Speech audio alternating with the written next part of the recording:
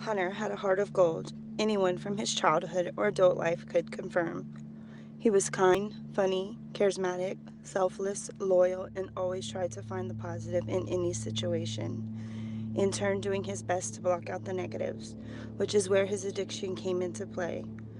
Drugs offered Hunter an escape from his demons he faced throughout his life. On July 23, 2019, he overdosed on heroin laced with fentanyl and was on life support for 4 days before he woke up. After being released from the hospital, Hunter went and completed drug rehab and started a new life back in Jacksonville, Florida. He thrived after moving to Florida. He started a job as a valve tech at Flowtech and went fishing every chance he got. He loved spending his days outside on the water with his roommates. His family would like to speak the truth about his death. Silence would mean Hunter's death was in vain. But if one person's life is saved by his story, we would tell it a million more times.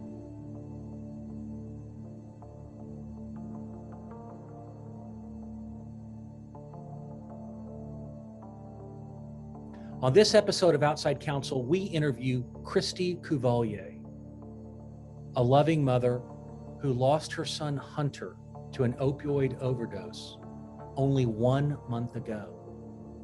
You'll learn that we found her because she wrote Hunter's obituary, and in it, she tells the story with enormous candor and courage that he died of an opioid overdose, and what she understood his journey to be, from addiction to recovery to overdose.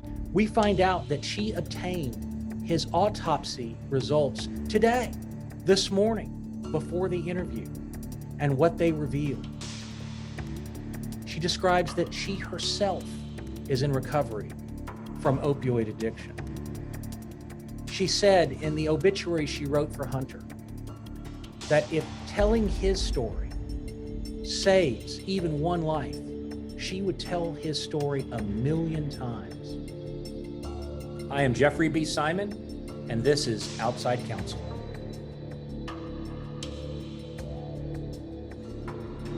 Hi, Christy. Hi, how are you? I'm very well, thank you. I'm Jeffrey B. Simon, and welcome to Outside Counsel. Thank you. Tell us a little bit about yourself. I live in Lafayette, Louisiana. I've been here since right after Hurricane Katrina. I've raised my 3 kids here. I had 3 kids, Hunter, Ashley, and Elijah. How did Hurricane Katrina bring you to Lafayette, Louisiana? Actually, I got married to somebody that was from here, so we just kind of, as everybody was leaving, we came in. So we just kind of came in about the same time. As you know, when we saw some news coverage about the obituary you wrote upon the death of your son, Hunter, we said to ourselves, that is somebody our audience needs to meet. Will you tell us a little bit about Hunter? Hunter was my firstborn. He was my first love. He was a mama's boy. I have another son, but Hunter was definitely a mama's boy. He was kind. He was funny. He was smart. He played sports. He loved the outdoors ever since he was little.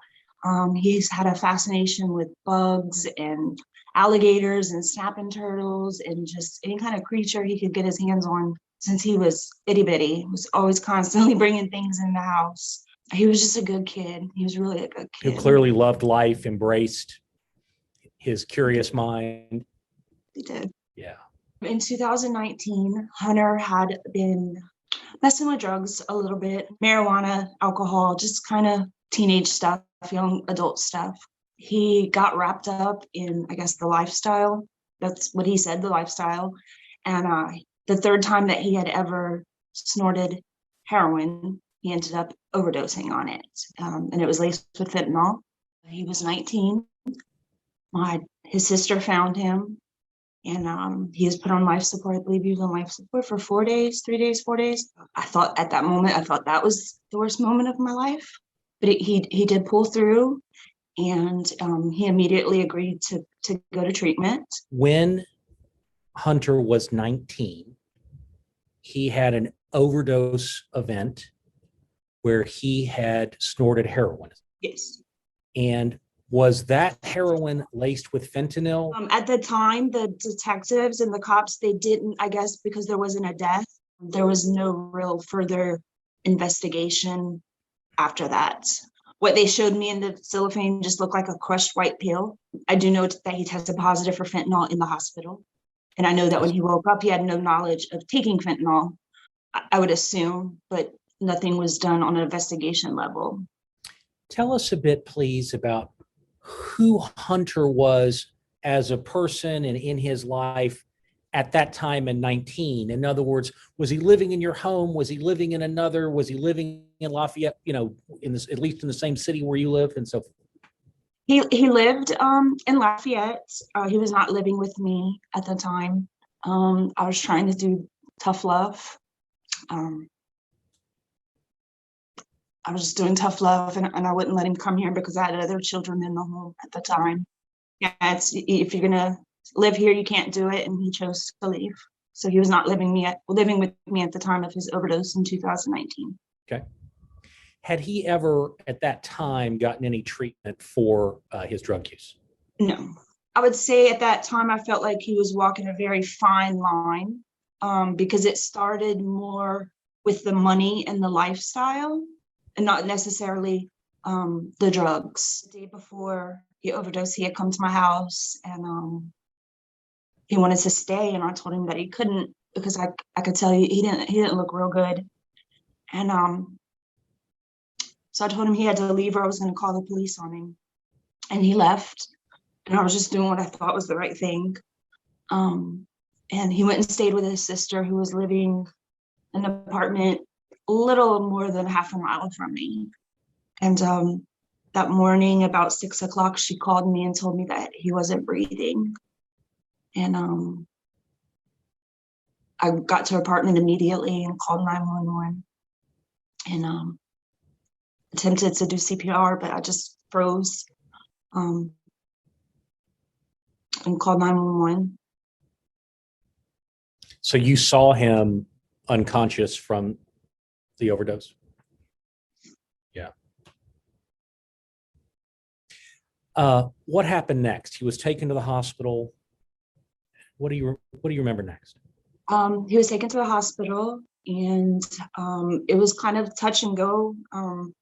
When you overdose, I didn't realize that all these other things start happening, like with his kidneys and his liver, and just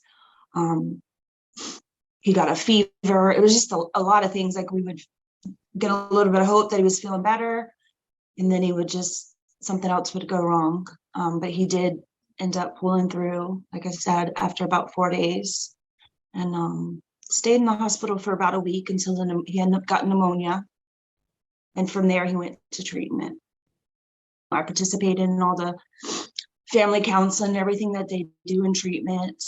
I wouldn't say I was fully set that he was a full-blown addict, if that makes sense. At the time, I felt like he just got wrapped up in the wrong thing. So after his stint in treatment, he decided to move to Jacksonville, Florida, and work with my uncle. We have some extended family out there. He just constantly was at work or on the water. He's passed regular drug tests for work. I've seen him. I've not had any suspicions that he was using again. It was something that we openly talked about on a regular basis. Being here in Lafayette, the fentanyl it's out of control. So, constantly I was calling him about friends that were passing away that still lived here. He knew the drill. He knew all of that. So I don't believe that he was using it just very shortly before he passed. Did he share experiences with you from his rehabilitation treatment? Yeah, I was working in a treatment center myself when he went to treatment. So I was familiar with the process. Hunter was very open to me about everything. So he was very open about the whole process. So he's working and thriving and coming home and visiting, and all in all seems good. In July, I actually flew his 14-year-old brother. He flew his 14-year-old brother out to spend about 4 or 5 days with him. They went fishing. had a great time. The last 2.5 years, I had a great relationship with Hunter. And from his first overdose until he passed, I watched him live his best life. I don't know what he was thinking that day. I don't know. What do you understand happened that day, and how did you learn about it? The detectives had showed up to his job, and my uncle called my fiance, and I found out when I got home. I lost a piece of me that day that is gone forever.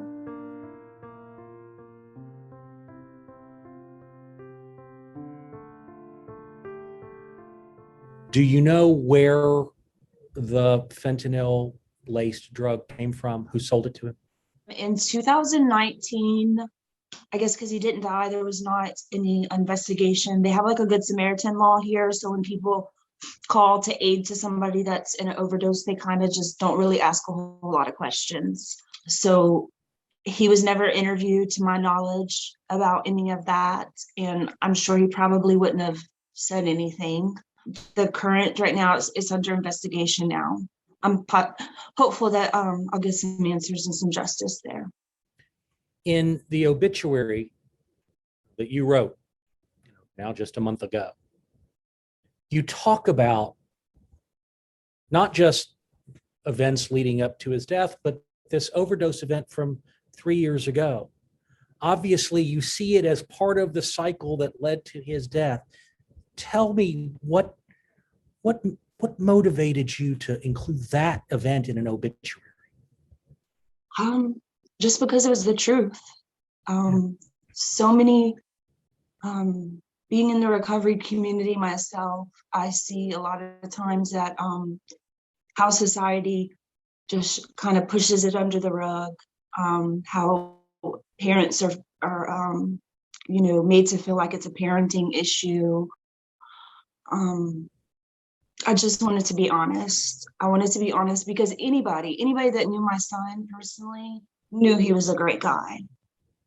And I just wanted people to see that even though he was a great guy, like it could happen to the best of us. It doesn't discriminate. It doesn't, Hunter was loved. If love could stop addiction, then, this would have never happened. It's not about that. So my motive was just to be real honest with everything. As painful as it was, I didn't want to hide anything and I didn't want to lie. And I wasn't ashamed of my son. Right. Addiction is a disease. Love itself doesn't fix it. Willpower itself doesn't fix it. If somebody dies from cancer, the obituary might say this is fought bravely for 3 years with cancer until succumbing to the disease. And you just intuitively understood this was a 3-year battle with opioid addiction. Yeah. And just, I had recently just stopped sleeping with my phone on. I just recently didn't freak out if I had my phone on silent overnight. Like I just got to the point of really feeling like we were past all that. He was, he didn't have a girlfriend, but he was, talking about one day being married and returning home to Lafayette when he got married and talked brightly about his future. And I was blindsided, just blindsided.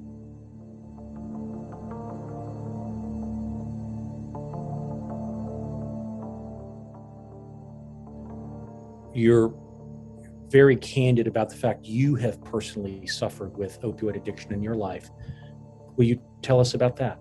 I grew up in Florida years ago when it was very easy to get opiates in Florida. From pain clinics? Yes. It wasn't, when I moved to Lafayette, it wasn't a big thing, but I did get right back on prescription opiates. And when I got cut off of pain management, I did go back to heroin for a brief period. How long have you been in recovery? 5 years and 2 months and a couple weeks. Congratulations. Thank you. Going back to your experience, about how old were you when you became addicted to prescription opioids? Prescription, probably about 19. So you were experiencing kidney stones, which of course is extremely painful, and a doctor prescribed prescription opioids to you? Yes. Early 2000s to about 2005, when I moved to Louisiana, I quit for a while and then hurt my back and got put back on narcotic pain, opiates. It was, I was married and I had kids, so it was easier to say I was addicted to pain medication that came from a doctor because, at that time, nobody really understood addiction and the opiate. So I think people just kind of brushed it off because it was prescribed. It was never fun. People don't just, oh, I'm gonna go take some opiates. It happens so fast and literally just in a couple of days, like your body can be addicted. Going back to your recovery from opioid addiction, did I understand you to say you worked in a treatment center? I did for about a year. I worked in a treatment center. I'm very active in the recovery community here in Lafayette. One of the greatest gifts that recovery gave me before Hunter passed was my relationship with my kids, and that I was able not to break promises to them anymore. And before they shut his casket, I promised him that I was going to stay focused on my recovery. I'm not going to let addiction take another person away from my kids. Christy, going back to when you were prescribed OxyContin as a young person, a patient with a very painful kidney stone, did you even know that heroin was an opioid at that time? No, I didn't understand. In 2000, I was 20, Right. 21, 22 years old. I didn't even put them on the same page. Now, did you go to the doctor to get an opioid or just to get pain relief?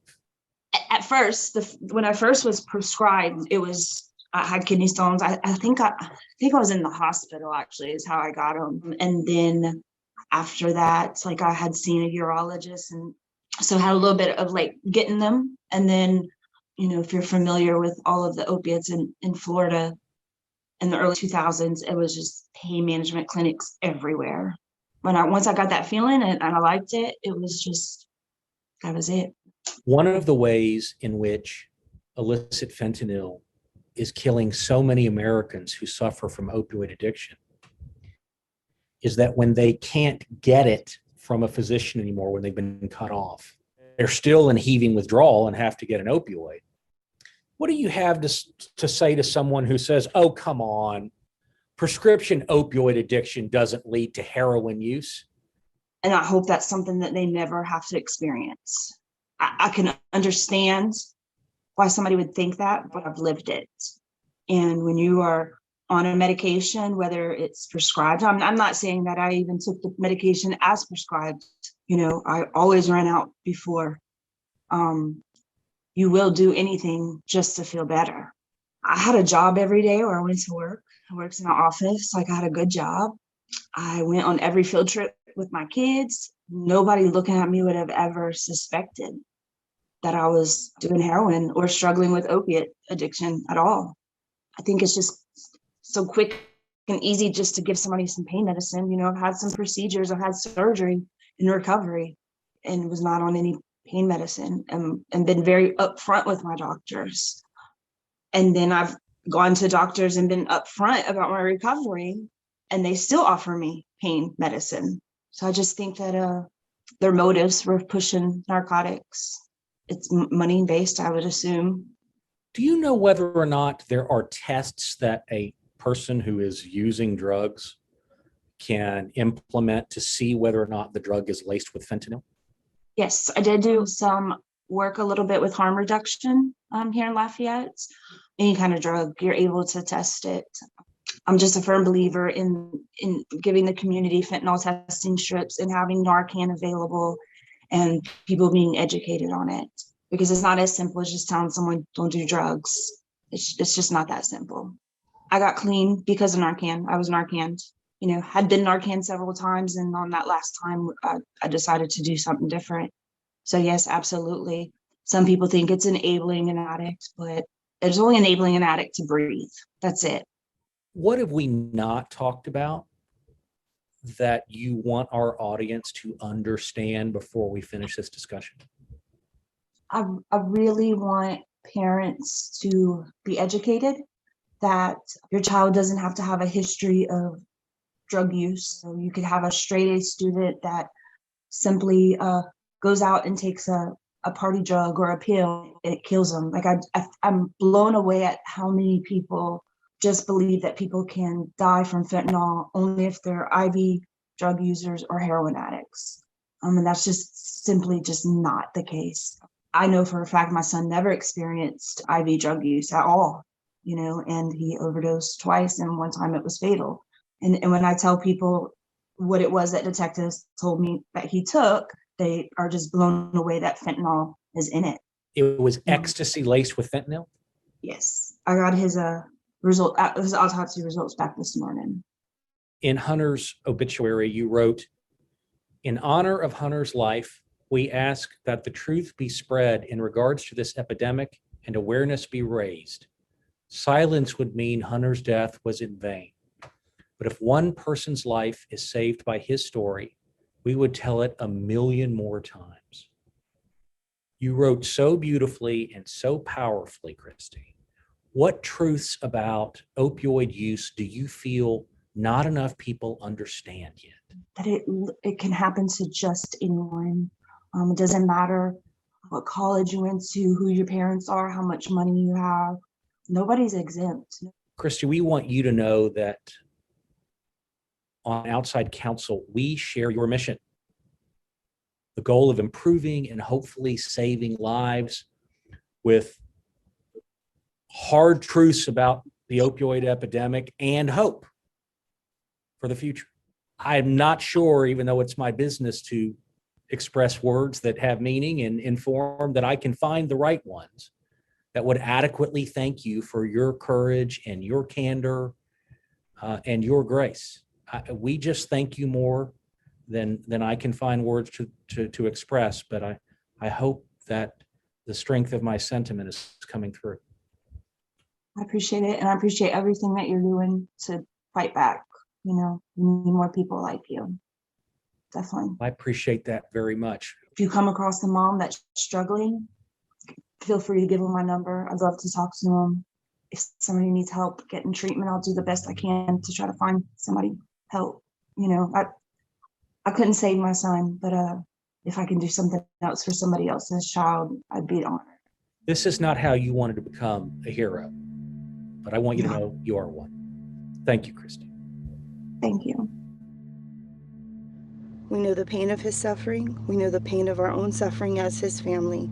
And we know that there are hundreds of other people here in our community suffering as addicts or loved ones to them.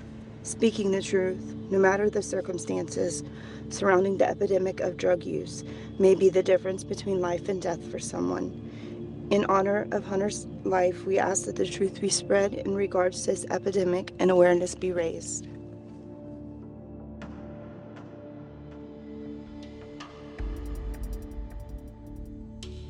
If you or someone you know is struggling with opioids, please visit www.addictioncenter.com to learn more about the available resources in your community. This podcast is produced by Shannon McDees of Revel and Convey and Larry Shavana.